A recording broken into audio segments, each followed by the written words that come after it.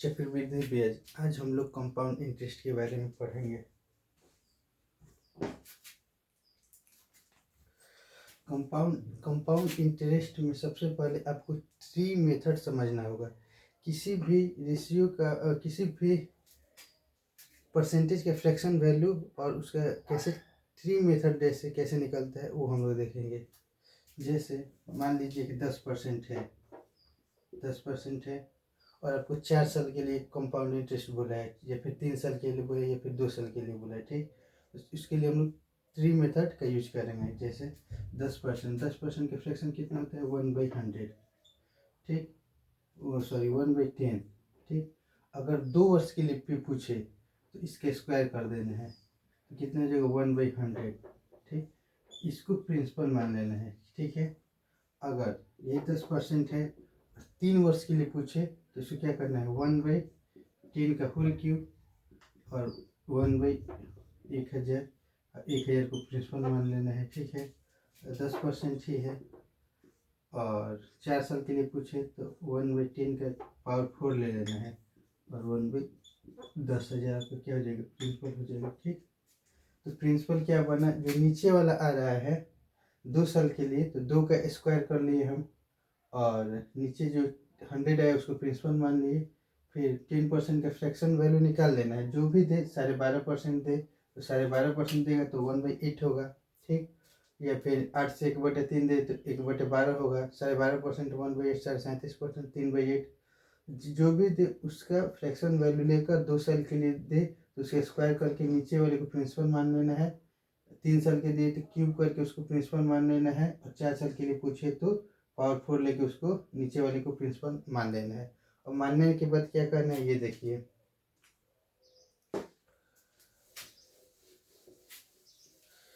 2 साल के लिए पूछे, 2 साल के लिए पूछे तो 10% का फ्रैक्शन 1/10, अब 10 का होल स्क्वायर तो 100, तो क्या हो जाएगा 1/100। 100 को हम प्रिंसिपल मानेंगे, ये हमारा क्या हो जाएगा प्रिंसिपल। ठीक है, 100 हमारा प्रिंसिपल हो गया, और इस पर पहले साल का 10% के दर रेट से निकलेगा, 10% के रेट से, और यहाँ पर 10% के रेट से पहले साल के लिए, दूसरे साल के लिए, फर्स्ट ईयर और सेकेंड ईयर। तो पहले साल के लिए 10% लगाएंगे तो कितना आ जाएगा 10, दूसरे साल के लिए 10%, इसका कितना मिलेगा 10, और फिर इस ब्याज पर भी अगले साल ब्याज मिलेगा। ठीक है, ये पहले साल के लिए 10% 100 पर ब्याज, दूसरे साल इस 100 पर आपको ब्याज मिला कितना 100 का 10 का, और फिर इस पर भी आपको 10% का ब्याज मिलेगा, तो कितना हो जाएगा 10 का 10 कितना 10% कितना हो जाएगा 1। तो टोटल आपको 21 यूनिट क्या मिल गया ब्याज मिल गया। ठीक, और ये प्रिंसिपल माना गया है और ये ब्याज हो गया, और आपका मिश्रधन कितना हो जाएगा अमाउंट आपको हो जाएगा 121 यूनिट। ये अमाउंट हो गया, प्रिंसिपल आपने क्या माना है 100 माना है। ठीक, इसमें से कोई एक वैल्यू दे तो उसका उसको बराबर करके और एक्चुअल वैल्यू लाया जा सकता है। ठीक है, ये हो गया आपको 2 साल के लिए। अब 3 साल के लिए देखिए, 3 साल के लिए मान लीजिए 10% है तो 10% का फ्रैक्शन हो गया 10% 1/100 1/10, 1/10 3 साल के निकालते 1/3 का क्यूब कर लीजिए तो 1/1000। तो ये क्या हो जाएगा, इसको आपको प्रिंसिपल मान लेना है, तो 1000 क्या हो जाएगा प्रिंसिपल हो जाएगा। ठीक है, 1000 क्या हो जाएगा प्रिंसिपल हो जाएगा। अब प्रिंसिपल हो जाएगा तो 3 साल के लिए तो इसका 10%, फिर 10%, फिर 10%। तो पहले साल 10% 100, दूसरे साल 10% 100, तीसरे साल 10% कितना हो जाएगा 100। ठीक, फिर दूसरे साल इस पर ब्याज लगेगा तो 100 पर 10% ब्याज लग के कितना हो जाएगा 10। दूसरे साल का कहानी खत्म। तीसरे साल क्या होगा, इस पर ब्याज लगेगा 10%, तो इस पर 10% कितना हो जाएगा 10।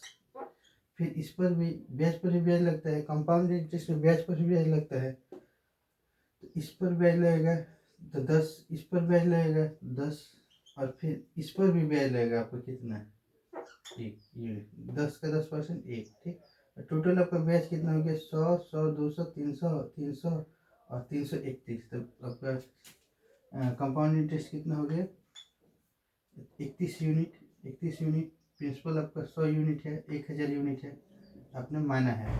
और ये टोटल आपका अमाउंट कितना हो गया,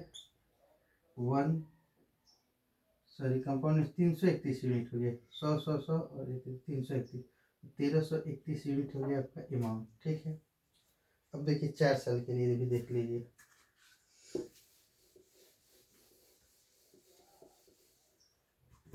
4 साल के लिए तो 10% दिया है, तो 4 साल के लिए कितना 1/10 हो जाएगा, इसका फ्रैक्शन बोलो 4 साल के लिए इसका पावर 4 ले लिया जाएगा। ठीक, तो कितना हो जाएगा 1/10,000, 10,000, ये 10,000 क्या हो जाएगा, प्रिंसिपल हो जाएगा, तो कह दें सैकड़ा हजार।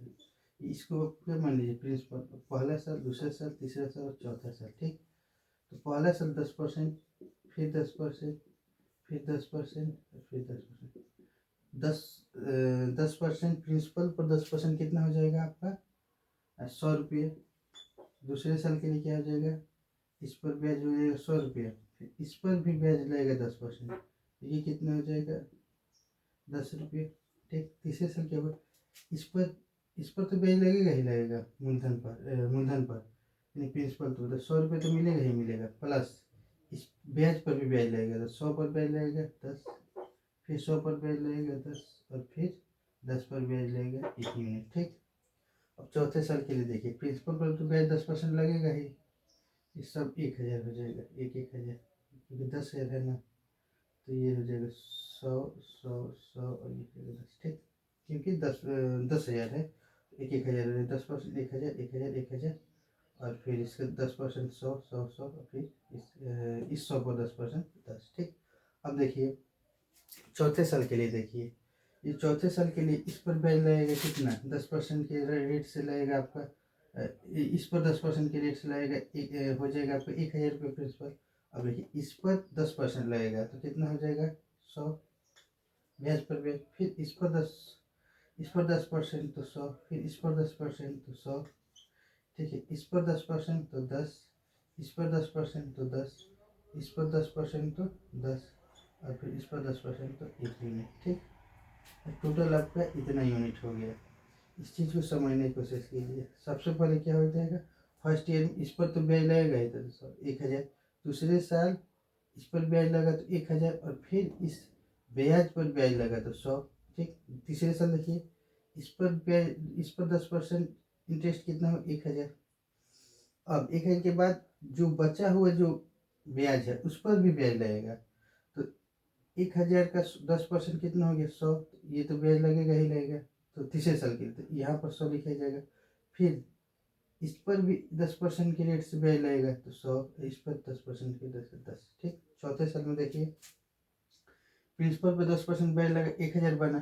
ठीक है, और फिर इस ब्याज पर 10% ब्याज तो 100, फिर इस ब्याज पर 10% ब्याज तो 100, इस ब्याज पर 10% ब्याज तो 100, फिर इस 100 पर 10% तो 10, इस 100 पर 10% तो 10, इस 10 पे 10% तो 1,100।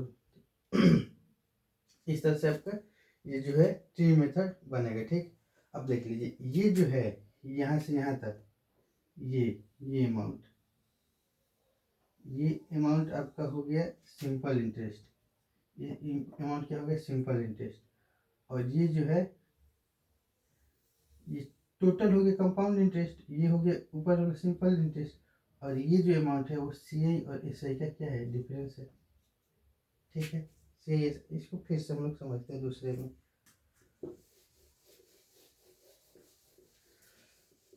सामान्यतः 3 वर्ष के लिए ही पूछा जाता है। ठीक है, तो 10% का फ्रैक्शन बना 1/10, 10 का क्यूब आपने ले लिया 1,000,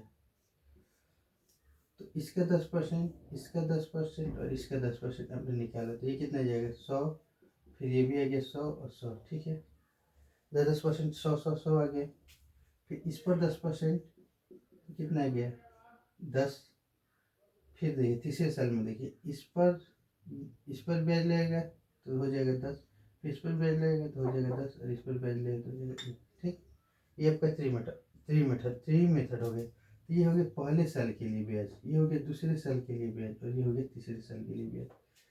ट्री मेथड में आपको फायदा क्या है कि first year, second year, third year तीनों साल के लिए आपका अलग अलग ब्याज मिल जाएगा, ठीक है। जैसे कि फर्स्ट ईयर के लिए 10% 100, ठीक है। दूसरे साल के लिए 100 और 10, तीसरे साल के लिए 100 10 10 10। ये सिर्फ तीसरे साल के लिए, ये हो गया आपको तीसरे साल के लिए, ये कि सिर्फ तीसरे साल के लिए। ये हो गया दूसरे साल के लिए 100 और 10, यानी 110 यूनिट हो गया दूसरे साल के लिए, 121 यूनिट हो गया तीसरे साल के लिए, हो गया तीसरे साल के लिए, ये हो गया दूसरे साल के लिए, और ये हो गया पहले साल के लिए। पहले साल, दूसरे साल, तीसरे साल इंडिविजुअल भी आप निकाल सकते हैं, ठीक है। पहले साल के लिए, दूसरे साल के लिए और तीसरे साल के इंडिविजुअल भी आपका निकल गया, ठीक। कि कितना कितना ब्याज में तीसरे साल में कितना मिला है, तो इतना मिला है, ठीक है। अब देखिए, अब इसका कंपाउंड इंटरेस्ट का कुछ फार्मूला भी देख लेते हैं, जिसका हम लोग बार बार यूज करेंगे, ठीक है। जैसे होता है, एक ए बराबर होता है P into 1 plus R/100 to the power n, ठीक। तो ये जो ए है वो क्या है, अमाउंट है, अमाउंट यानी कि मिश्र धन, ठीक। पी हो गया प्रिंसिपल यानी कि मूलधन, और एन क्या हो गया, टाइम हो गया, टाइम, और ये आर क्या हो गया, रेट हो गया, ठीक।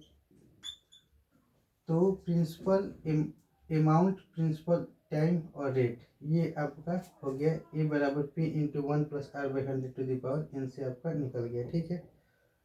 इसी फॉर्मूले को हम लोग बार बार यूज करेंगे इस रूप में कि ए बाई पी बराबर 1 plus R/100 to the power n, इस रूप में यूज किया जाएगा, ठीक।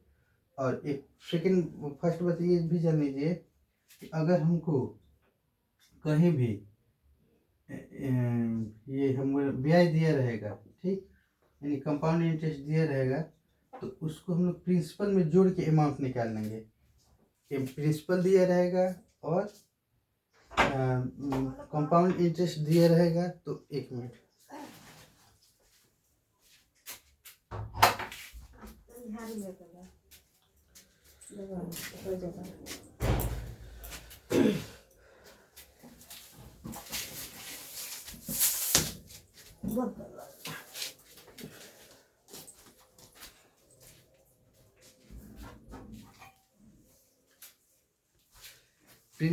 प्रिंसिपल दे, अमाउंट दे, तो हम लोग क्या करेंगे,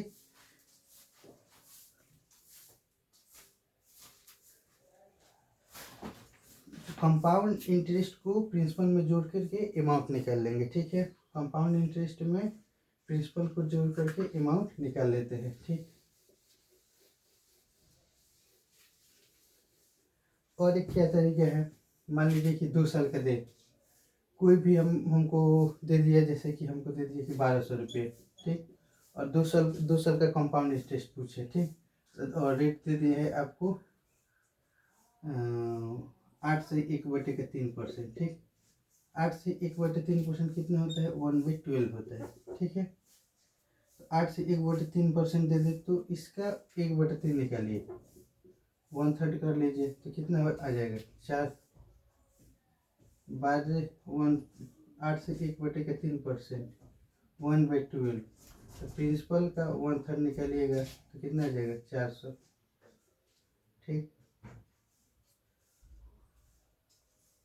सॉरी, 8 से 1/12 लेना है ना, तो 1/12 क्या हो जाएगा, 100 यूनिट, ठीक। तो ये 100 यूनिट हो गया पहले, ये 100 यूनिट लिख लीजिए, फिर 100 का 12 यूनिट, 1/12, 8 से 1/3 बस 1/12, तो कितना हो जाएगा, 8.33, 8.33 -96 1/3 8.33, ठीक।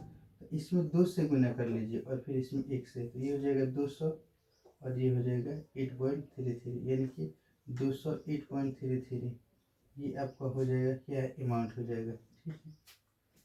तो ऐसे 3 मेथड से तो निकलता ही है, ऐसे भी निकल जाता है, 2 वर्ष के लिए 2 से गुना करके फिर 1 से गुना करके, ठीक है।